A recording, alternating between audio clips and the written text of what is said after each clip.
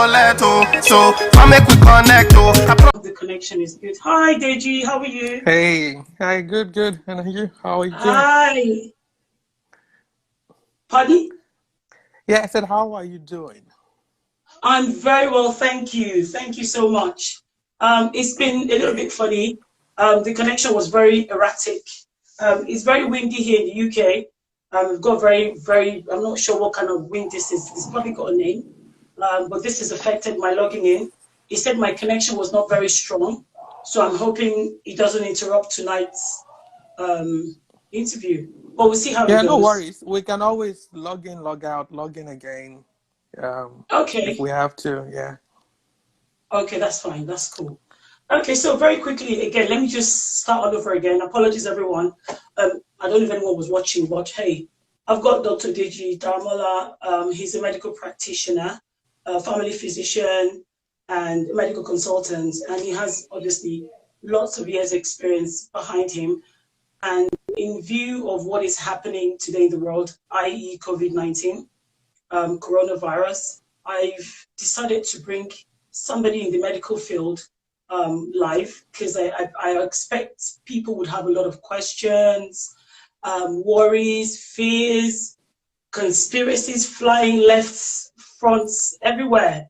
So everything is just up in the air. So I've decided to bring Deji in today to ask questions. So Deji, you're based in Canada, Alberta, and you run your own private clinic, medical center, and also you have another daytime job as well. So obviously you're seeing lots of patients all the time. Hello, Papi. Thanks for joining in. Nice to have you on here. Somebody's just joining. Papi J55. Hello. Thanks for joining. So tell me, and I'm not sure if you've been following the news, a lot of Black African nurses, frontline staff have been dying in huge numbers. And I'm very concerned, and I'm sure many people are concerned as well. There's been so many conspiracies that, okay, Black people are probably dying more in large numbers because we are at the forefront of this, i.e. nurses, support workers, carers, or possibly because they say, oh, we're deficient in vitamin D. I've read that somewhere. And sometimes I've read the fact that Black people, because of the way we think, our mentality, we think, oh, we're untouchable. Black don't crack. You know, we've drank dirty water in the past. We have a lot of infections in Africa as a continent, and we're still thriving, on top of it. So from your medical perspective, what would you advise could be the possible or likely reasons why there's a high death toll amongst the Black ethnic minority? I'm just going to drop it like that. Okay, thanks, Ada. It's kind of everything that you've said. It's everything you've said. I don't believe there's one single or singular factor for, the increase in mortality rates among people of color when it comes to, deaths from COVID-19. So I think that in the western part of the world, there is the fact that yes, there are studies that have shown that the fact that we're dark skinned, we might not have enough vitamin D. So our skin is basically built to shield off sun rays, because where we come from, there's a lot of sun in Africa, and the African sun is very unforgiving. So we evolved, or we are dark skinned to protect us from the dangers of the sun rays. Now, when we immigrate, like you and I have done, we come to a part of the world where, they don't have a lot of sun, and they've evolved to be, very fair complexioned, so that their skin can absorb the little sun rays that is available. Now, when we move from Africa to Europe or North America, we still bring along with us the dark skin. So the little sunlight that is available, our skin isn't letting it in like, it would. And you need sunlight to make vitamin D available. So that has been one factor, and there are studies that have, proven that. But I don't think that's the only case.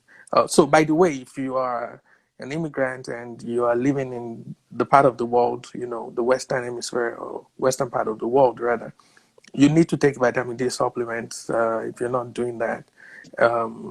So that's one case. The other thing that you mentioned, which I totally agree with, is that Mm. there's a lot of disinformation among the Black Yes. community generally. Okay. Um, I I believe that it is not what we don't know per se that hurts us the most. It is what we know for a fact, but that is wrong, Mm-hmm. that hurts us the most. So a lot of us believe that somehow, Black don't crack. We are invincible. We are, also we have taken lemon and ginger and herbal That's it. mixtures, and so Thank you therefore, for we're mentioning that. kind of Thank you for invincible, mentioning lemon. Sorry, and thank you for mentioning lemon and ginger, because that lemon and ginger business, Dr. Daramola, has, do you know what? Thank you for bringing up lemon and ginger. We're going to talk more about that. Please carry on. yeah. So that has added to our feeling of invincibility.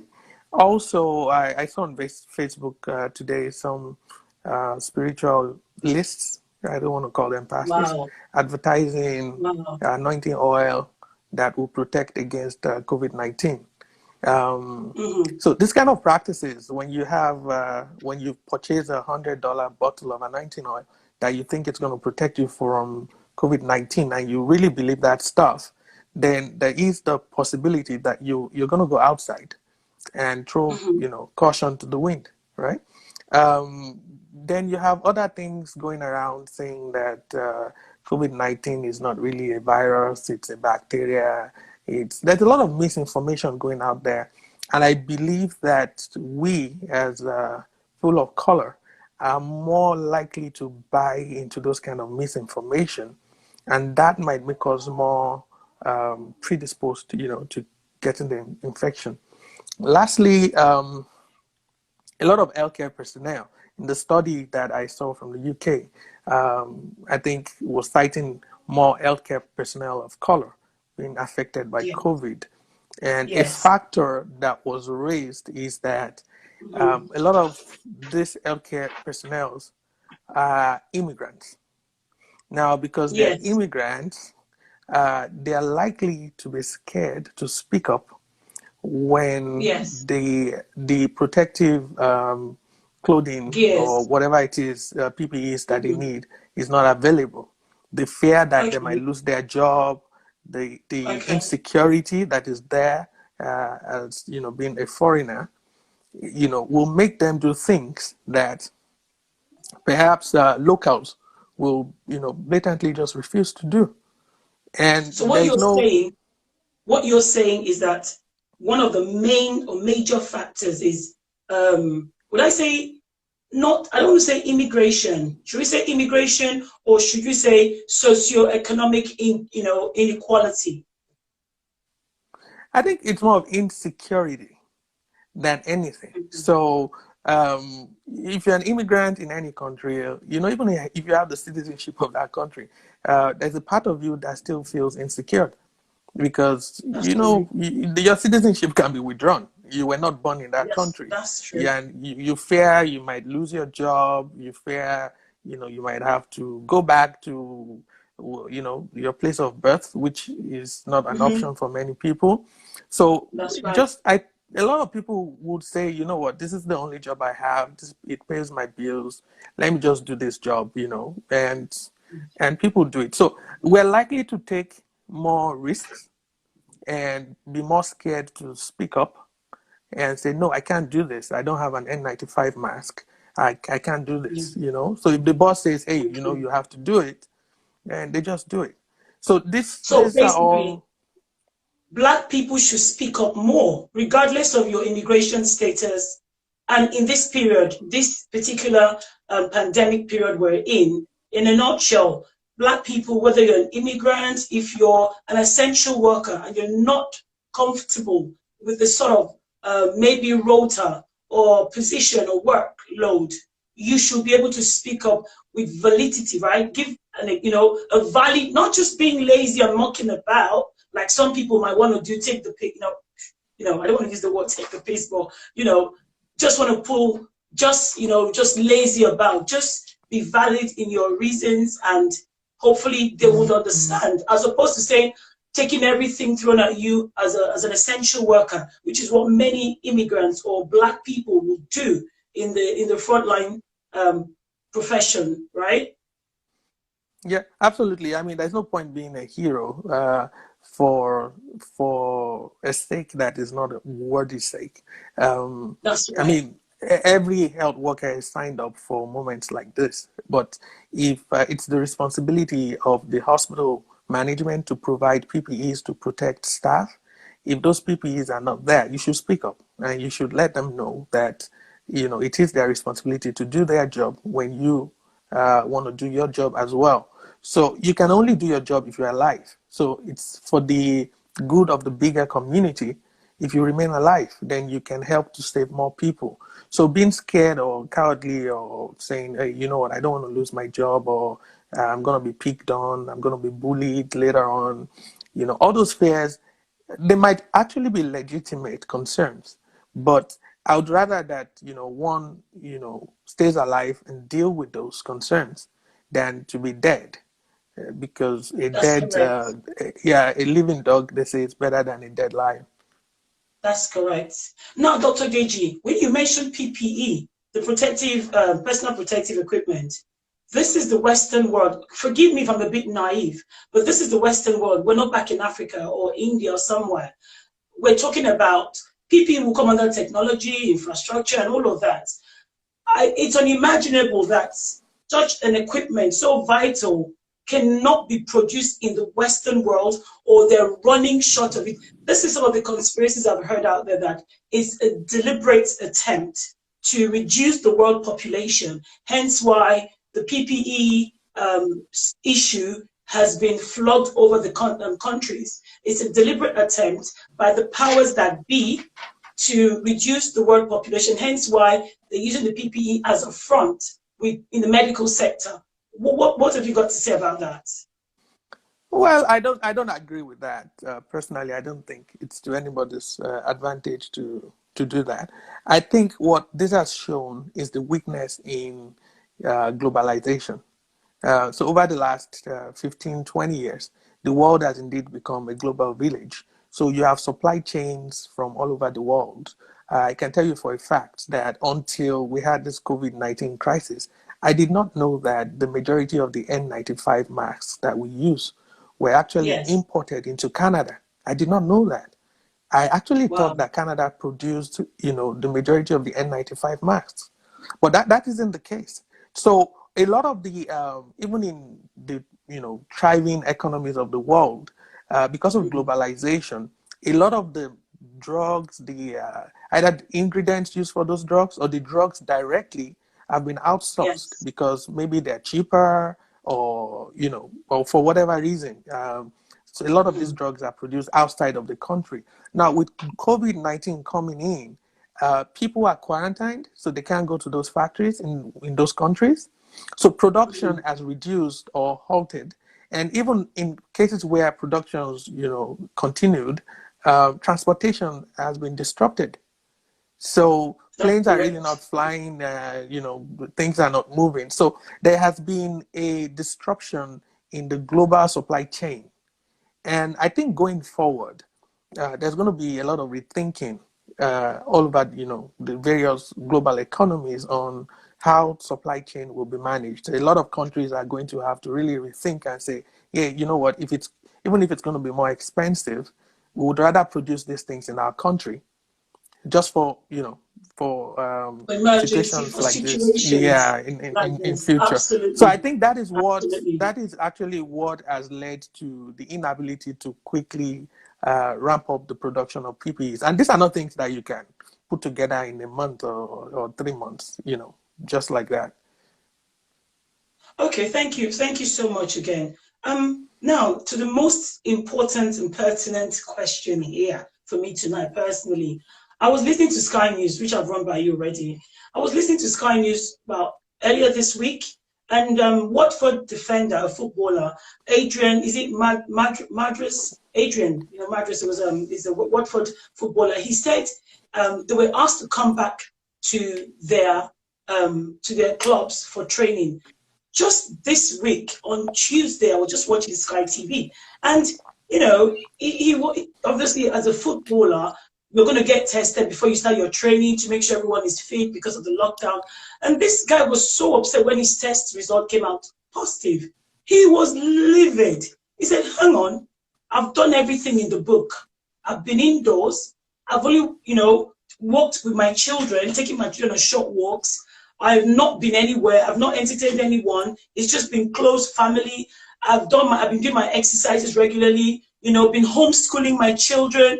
So how on earth could I be positive? You know, how could I have tested positive to COVID-19? So again, bear in mind, he's biracial. So I want to understand, people are saying we're not going out. I mean, by the way, I lost a friend's friend, lost her dad about a month ago to the same issue. The father stayed indoors, never went anywhere. He was caught up in the lockdown, didn't go anywhere, didn't entertain anybody because obviously her parents were elderly. They stayed in the house with her mom, her dad, and you know, the immediate family. But the dad was diagnosed of COVID. He's passed on now. So, you know, I mean, I'm not trying to disregard anyone who's lost a loved one, but my sympathy goes to anyone who's lost a loved one through to COVID-19. Can you please just give us clarity around why this has happened? People who haven't been in touch with anyone, they've isolated, as we've been told, stayed indoors with their family, their children. You know, how can you test positive when you haven't been in touch with the outside world? Oh, well, yeah, it's a good question. The transmission of coronaviruses, whether SARS or MERS or COVID-19 as we have right now, is only through contact, either through fomites or respiratory droplets, or you know, or stuff like that. So it is practically impossible to have the infection if you have not been in contact with someone who has it. What I suspect is that you know, these people might have been in contact with super spreaders who are asymptomatic, right? So these are people who don't have any symptoms, and they might have been cohabiting with those people, and they get the infection, but the guy next to them, you know, has the virus, is shedding it, is infecting people. He has no symptoms. Now the guy next to him or her gets the infection, gets really sick, dies. And then they said, "Yeah, but I haven't been anywhere." Yeah, you haven't been anywhere, but the guy living with you is actually positive, even though he has no symptoms.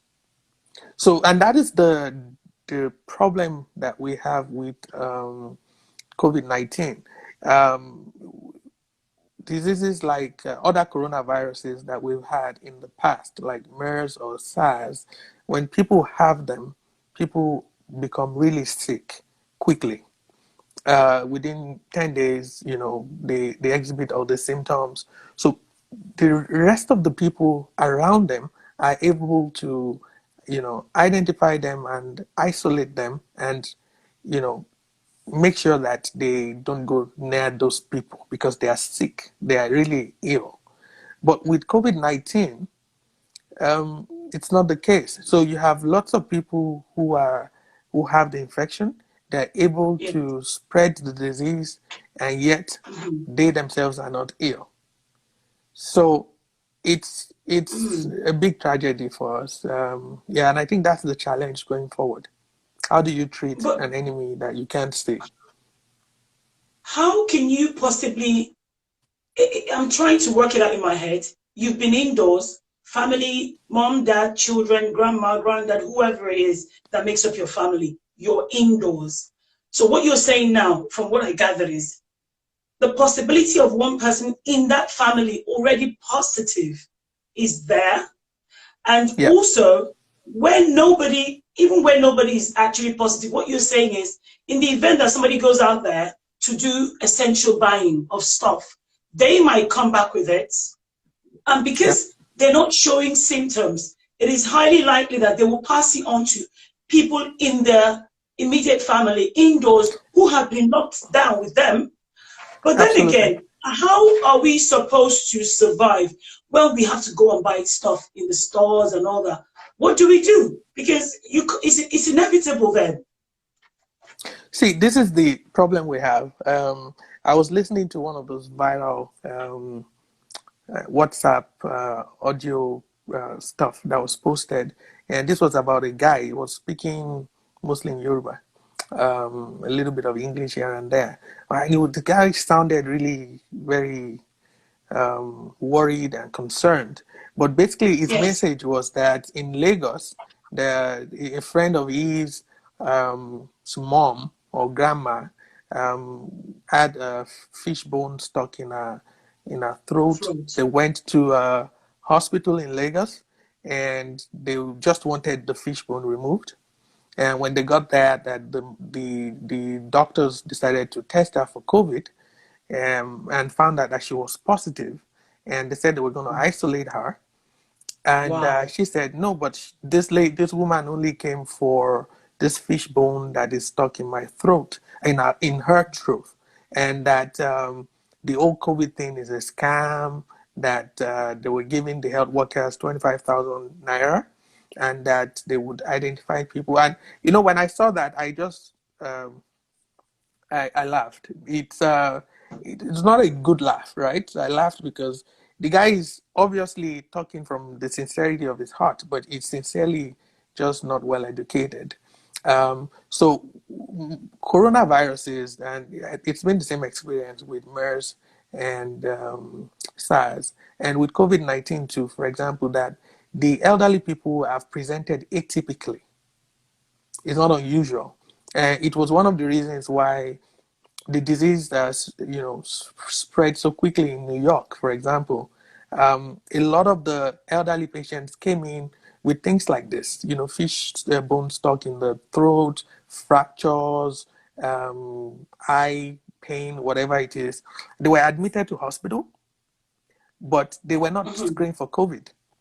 And the nurses kept Right. moving from them to other people and spread that, COVID infection. And before you know it, the whole hospital complex is now loaded with people with COVID-19, and a lot of people were dying. So when you see in this guy's experience, he thinks that the fact that the mom had, or the grandma had a fish bone stuck in the throat means that the grandma does not have COVID. In fact, as a matter of fact, I would have done exactly that if I was practicing in Nigeria. If I see an elderly person who presents to the hospital, and I Yes. think this person is probably fish was stuck in the throat because mama's ability to respond, has been, diminished. Diminished. I would Yes. swap. I would swap the woman, which is what the doctor in Lagos did. And the woman kept from. Long story short, they put up a fight, and mama and her son escaped from the hospital. Oh my Now Lord. the sad part of this is that the mama is going to go home now. Yeah, it might be And mama's grandchild infect. who will now get exactly and might die. But that's a different story entirely. The COVID in sub-Saharan Africa and what we're doing is a completely different story. So my proposition is that the footballer was definitely in Yes. contact with someone. But he's been There's indoors. He's been yeah, indoors. Maybe so his wife had gone shopping, come that's back what with I'm an saying. It might not essential, be him. or Yeah, it might maybe, not be but him. a lot, It, a lot it of might people have even do gone, grocery deliveries, yeah, online but even shopping. yes, but it might have even gone out on a stroll and walk past someone Wow. who stops and talks to him at a close range, or just greeted somebody or somebody at a close range. If the distance is close enough for the person's saliva to hit him when they talk, he can get the Mm-hmm. transmission. Even with the grocery stuff, if the guy Online handling the shopping. plastic bag, yeah, this still has to be delivered by someone. Yes. Yes, and it was packed by someone. Yes. And while, these are all conspiracy theories, I don't know, I wasn't there when his stuff was packed. But if you Mm. have someone who is a super spreader, who is not taking precautions that should be taken at the store, I doubt that is Mm-hmm. the case. Yeah, we're just thinking wildly. There's a possibility Okay. that, those things could bring in fomites In or, contact. so we don't know. But one thing I know for a fact is that he was in contact with someone who had the virus, whether directly Okay. or indirectly, it's arguable. Yeah. Oh, that's fine. Obviously, it's arguable. Now, which brings me to the next question, which you mentioned, asymptomatic, right? I've been wanting to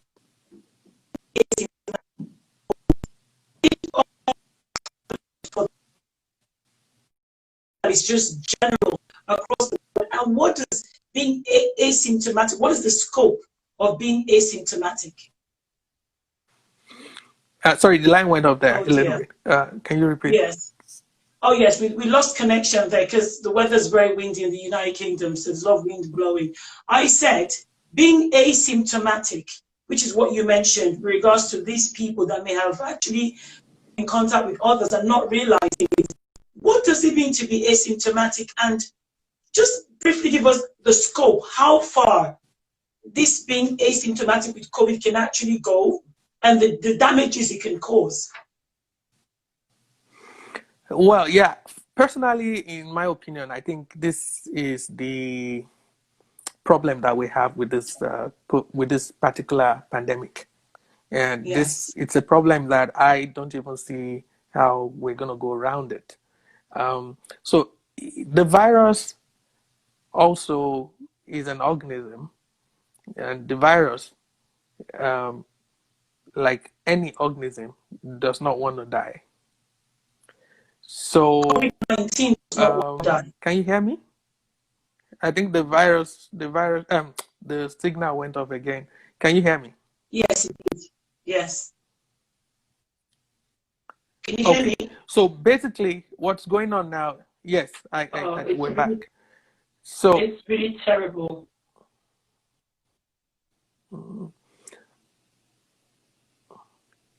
yeah. So what's basically going on is that we have people who have the virus, but they are presenting with no symptoms at all. So they're able to go out. So it's either they have no symptoms at all or very minimal symptoms. But they're able to go Right. around, go to the beach, go to the Yeah. stores, mix, go to parties, whatever. I've been going to the store. I've While been going to the store to do my essential shopping. I've got children. I've got to go to the store, get them toiletries, get food in the house. What can I do? So, I mean, am I no, asymptomatic? no, it's actually you're doing nothing wrong.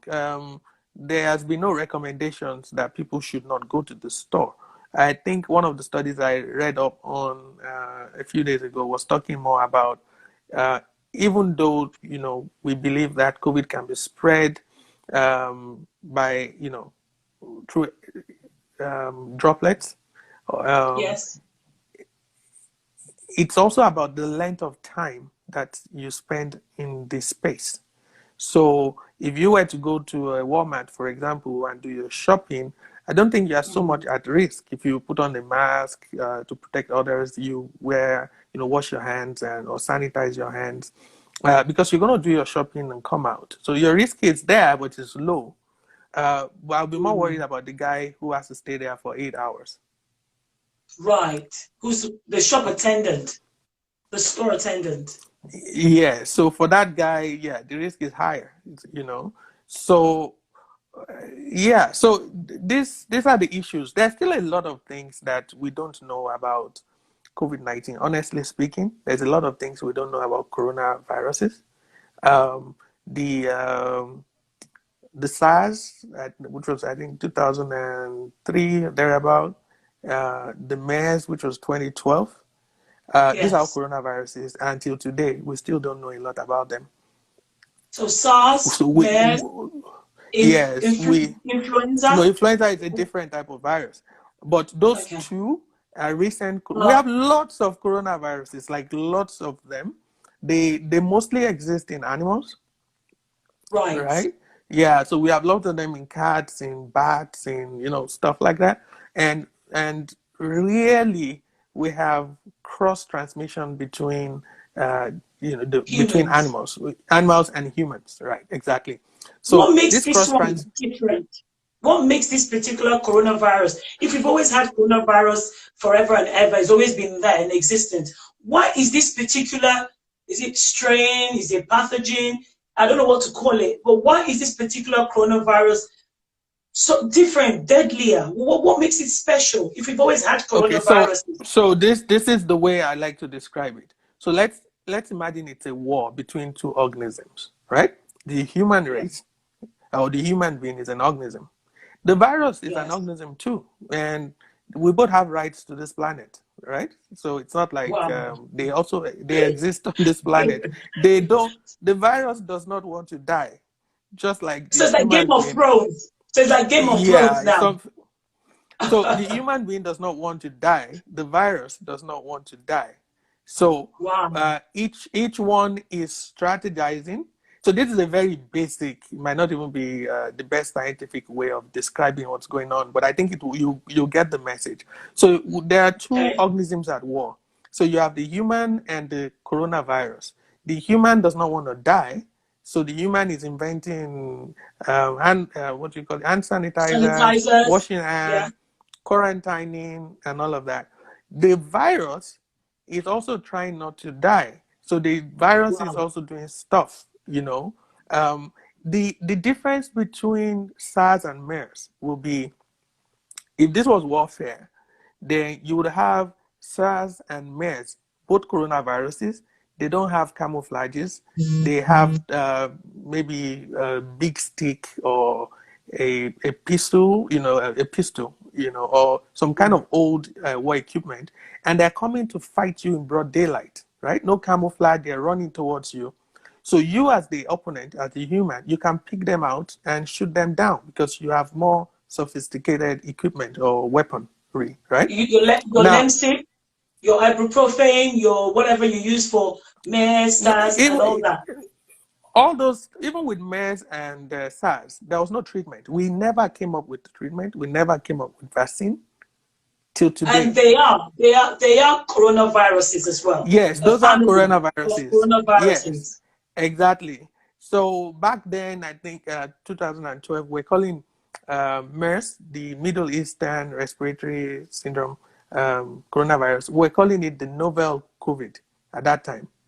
Yes. We're still calling this guy the novel COVID. But this is COVID-19 because it Yes. was discovered in 2019. But it's not the first COVID. So Right. what I'm trying to say basically is that this guy, this COVID, because of the ability to infect people, and the people will have no symptoms or minimal symptoms, is able to cause more damage. So if you were in 2012 Interesting. and you were in Jordan or Saudi Arabia, and there you had MERS, a person with MERS is typically very ill. Right. Tops 10 days, the person shows respiratory symptoms, shows, organ failure, stuff like that. The person is ill. Once the person is ill, that is to the disadvantage of the virus. Because the moment the person is ill, the family around that person isolate Is him at or risk. her, right? And because they know you're very ill, you're running a temperature of 40 degrees centigrade, you're so ill. Yeah. So they isolate him or her and they take Right. precautions, right? And Yes. there are way higher mortality rates with them.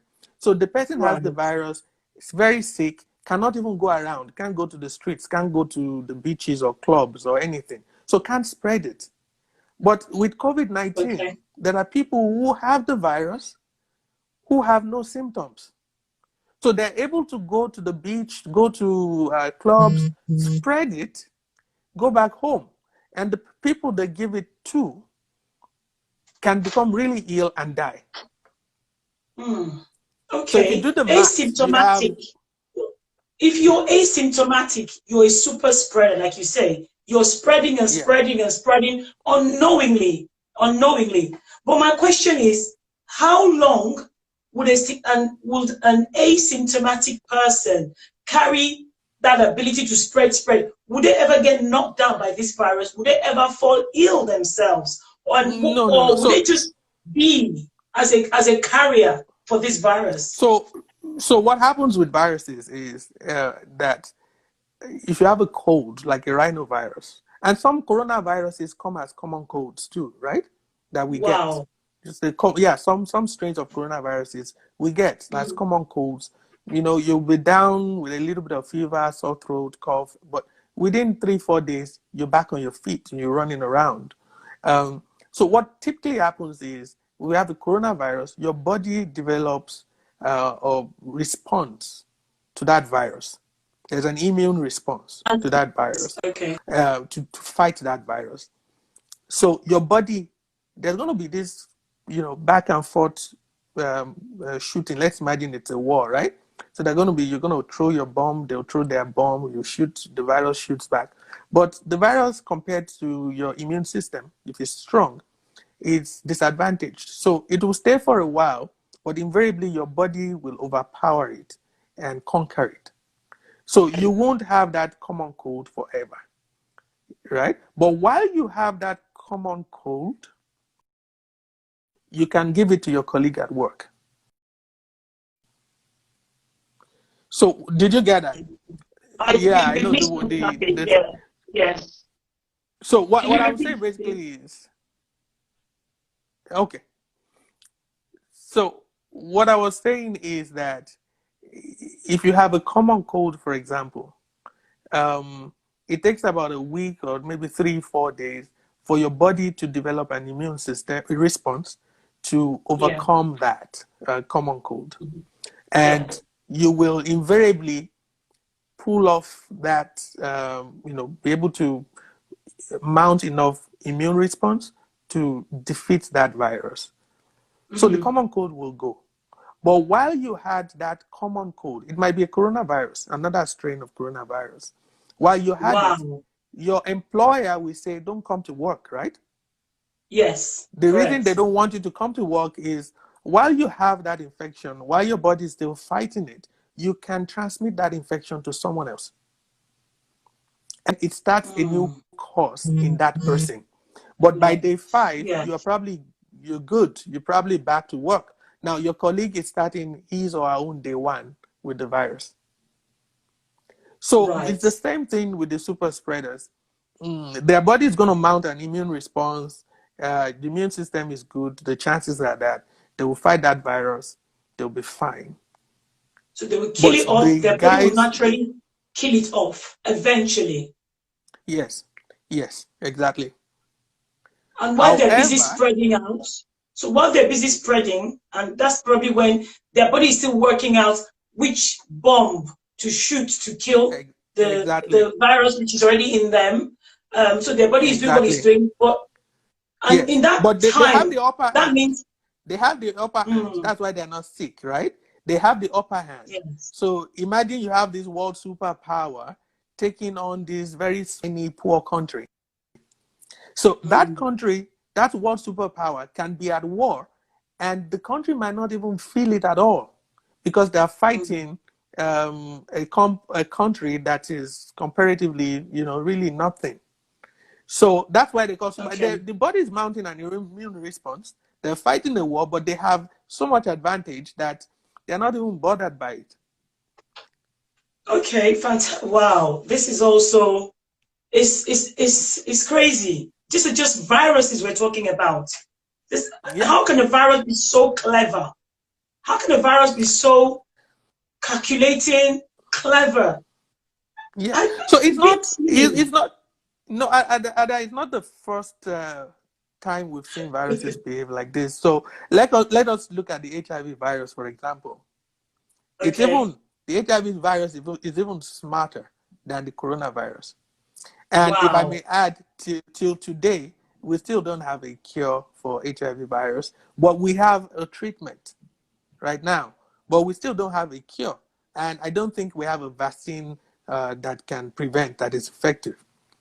So if you look at the way the HIV virus works, for example, what does it do? So the HIV, it's mostly transmitted through sex, which humans love to do. We are the sex Super maniacs of the spreaders. planet. Yeah, as humans, there is no animal or organism in the world that has the as much sex as humans do. So the HIV virus is transmitted through sexual intercourse mostly. Like it can be through blood and all of that, but most of the infections are transmitted through sex. So it's a very strategic, very good way of spreading the disease. So if you are HIV virus, you've chosen a good way of merchandising your product, because this Homo sapiens cannot do without having sex. So the virus gets into the body, right? What does it do? So you have the immune system, like your soldiers, right? In the body, they are called CD4. They're called CD4 cells. So you have CD4 cells, you have CD8 cells. These are like your Navy SEALs or your commandos, right? Or your special forces. These are the ones that are currently now fighting the coronavirus, or fighting whatever virus comes into the human body. But what does the HIV virus do, right? It goes into the body, then it camouflages itself and pretends to be a Navy SEAL. So instead of identifying itself as an enemy that the body can pick up and fight, it drops its gun, drops its ammunition, its bomb, it drops everything. Rather, it learns, if you speak, let's say you speak Turk or you speak Ibibio or whatever language you speak. So the HIV virus learns that language, puts on your attire, right? And then moves close to you, the commando, and says, hey, greets you in the native language. And say, hey, you're mistaken. I'm not the enemy. I'm a friend. And in fact, I'm stranded. I have nowhere to sleep tonight. So the CD4 cell is tricked. So CD4 cell that is supposed to fight this virus now says, oh, so sorry. Don't worry. You can come and stay over in my house for the night. So the CD4 cell attaches itself. The virus, the HIV virus, now attaches itself to the CD4 cell. Then it gets into that CD4 cell, gets into it. Now, remember, the CD4 cell is not mounting any response. Once it gets into the CD4 cell, overnight, it murders all the occupants of the cell when they are sleeping. Wow. Then it starts reproducing itself in that house.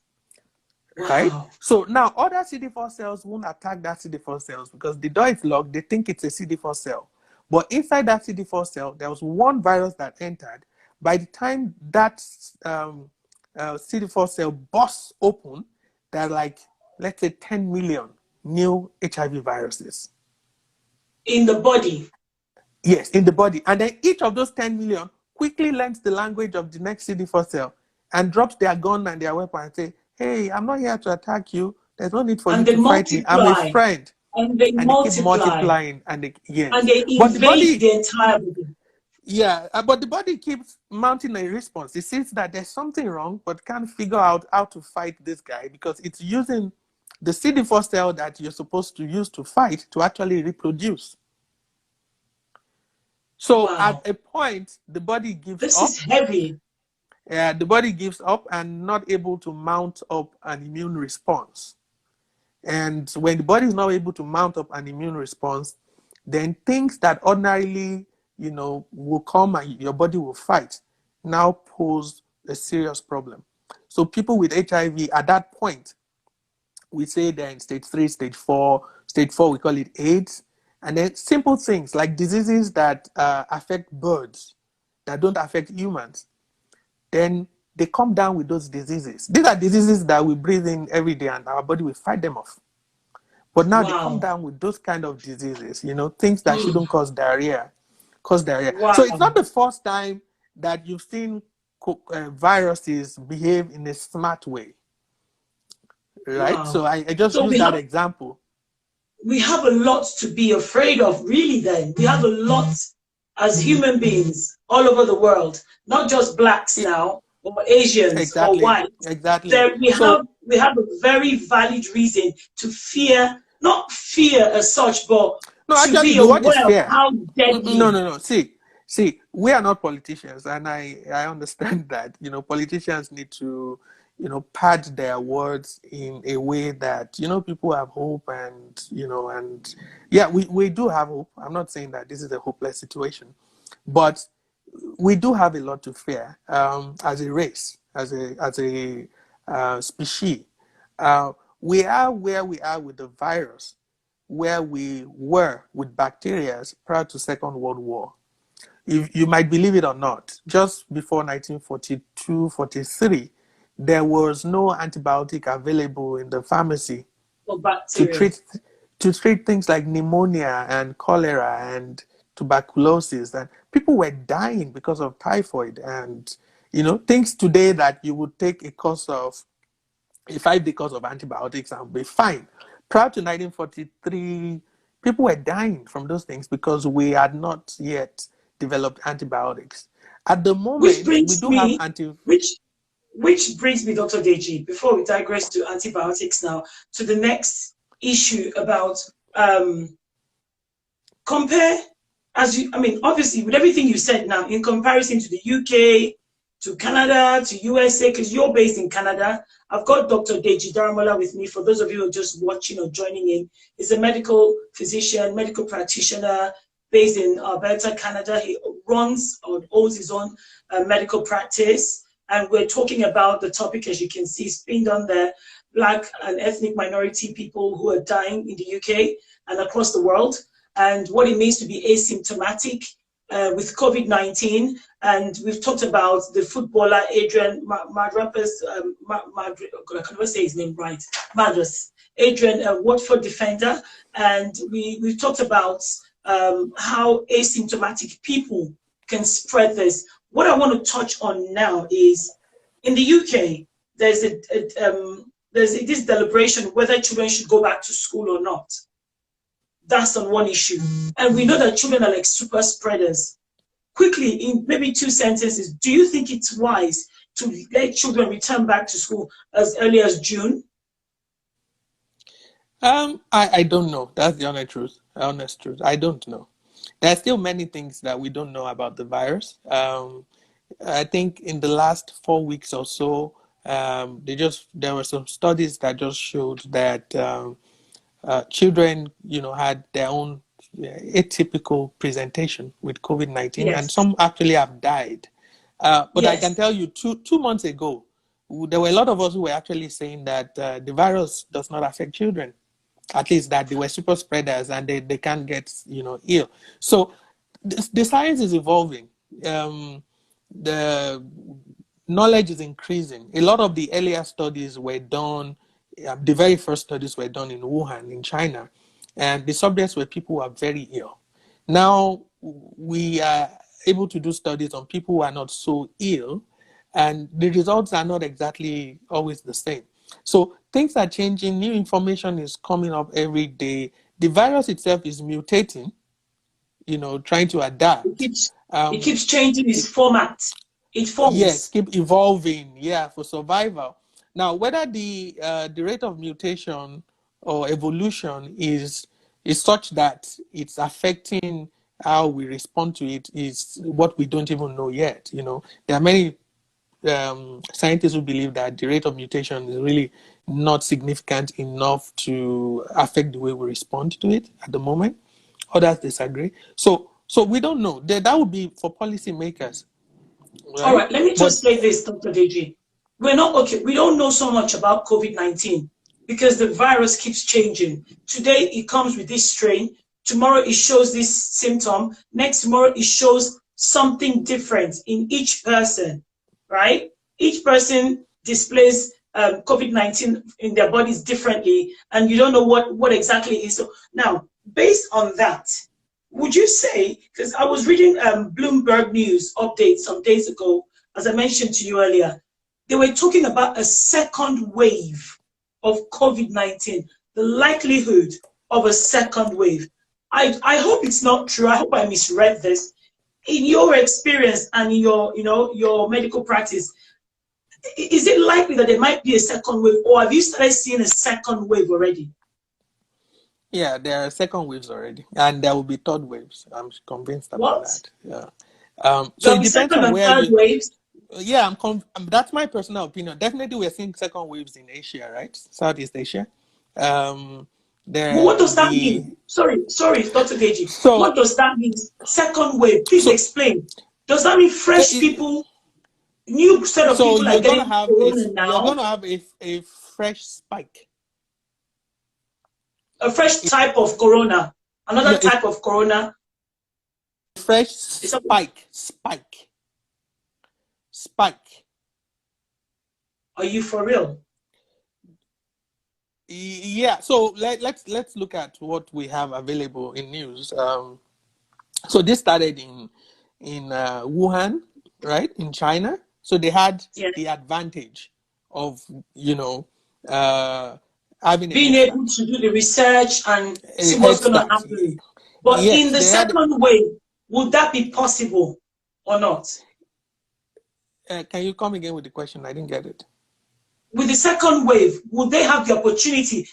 I mean, we're expecting a second wave. What does that mean? Does that mean we've got about what? We've got about 8 minutes to go for this interview to round off. What does second wave mean? Does that mean new symptoms are going to come or new coronavirus is going to appear? What does it mean by second wave?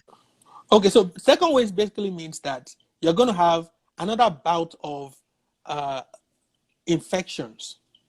It's the same coronavirus, but at the moment you can say that, okay, maybe 10 people are infected for theoretical purposes. Let's say 10 people are infected. We've been able to treat all of them. We discharged 9 people. 1 person died. At the moment, maybe we have 0 infection or we have or 1. When you say you're having a second wave, it means you're going to have another spike in the number of people that are infected, and then you're going to start all over again. So that So might be shut the down graph is going to again. go up.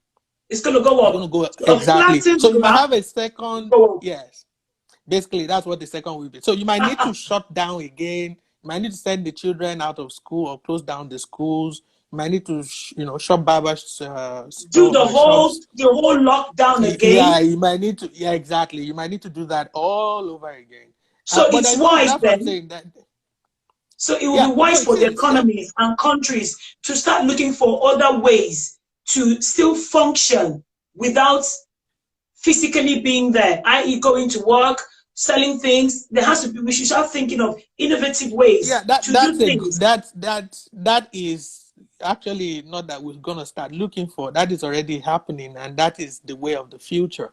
So So that's we the are way that's never the new normal ever. now. That's going to Yes, be you the are new just normal. like wearing mask is now acceptable. If you were to wear mask in this part of the world, this time last year, people would look at you really weird. Like, what's wrong with this guy? Well, now We it's were looking at acceptable. Michael Jackson weirdly. We looked at Michael Jackson weirdly when he was doing that, but that was for a different reason at that time. Very quickly, Yeah. Dr. Daramola, just before we round off, wearing masks, is it really helpful? Because I've heard all sorts. The viruses are so tiny, they can pass through the fabric of the mask if it's cloth. So is it really helpful? Well, it's largely helpful for you not to infect the other guy if you were So to have if the you're infection. already, so for someone who's already contracted coronavirus, the mask helps And them not to pass it on. But for a person who hasn't contracted it, is the for mask still someone who helpful? hasn't, not really. It's better than nothing, but it's not going to, really stop it. So for you to Okay, have a mask that will filter out the virus, you'll be talking of a medical grade mask, like an N95 mask. okay, Right? okay. And Yeah. that is scarce. But two And things and that you that's need to keep plastic. in mind.